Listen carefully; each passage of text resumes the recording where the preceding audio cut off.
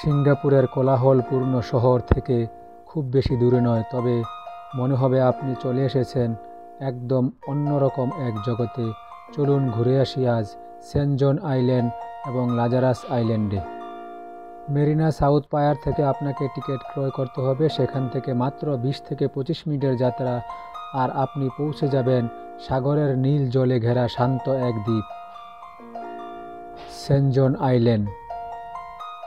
যদিও একসময় এটি ছিল কোয়ারেন্টাইন সেন্টার, আজ এটি পর্যটকের জন্য এক বিশ্রামের স্বর্গ। চারপাশে ছায়াঘেরা গাছ, হাঁটার পথ, মাছ ধরার জেটি আর পিকনিকের জন্য খোলা মাঠ।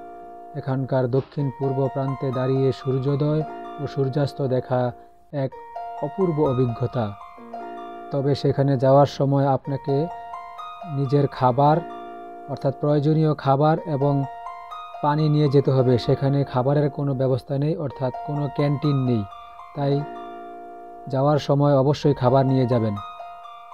সেন্ট জন আইল্যান্ড থেকে আপনি চাইলে পায়ে হেঁটেই আরেকটি স্বপ্নপুরী যার নাম লাজারাস আইল্যান্ড, সেখানে যেতে পারবেন। সেন্ট জন আইল্যান্ড থেকে মাত্র 10 মিনিটের হাঁটার রাস্তা। সেখানে রয়েছে সাদা বালির প্রশস্ত সৈকত, স্বচ্ছ নীল জল আর প্রাকৃতিক সৌন্দর্যে ঘেরা এক দ্বীপ।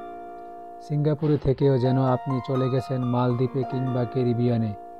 এখানে নেই কোনো ভিড়, নেই দোকানপাট, আছে শুধু নীরবতা আর প্রকৃতির মায়া। তবে আপনার এই ভ্রমণ স্মরণীয় করে রাখতে, ছবি তুলতে অথবা ভিডিও করে রাখতে অবশ্যই ভুল করবেন না। একদিনের জন্য প্রকৃতির কাছে যেতে হলে আপনার পরবর্তী গন্তব্য হবে সেন্ট জন আইল্যান্ড এবং লাজারাস আইল্যান্ড।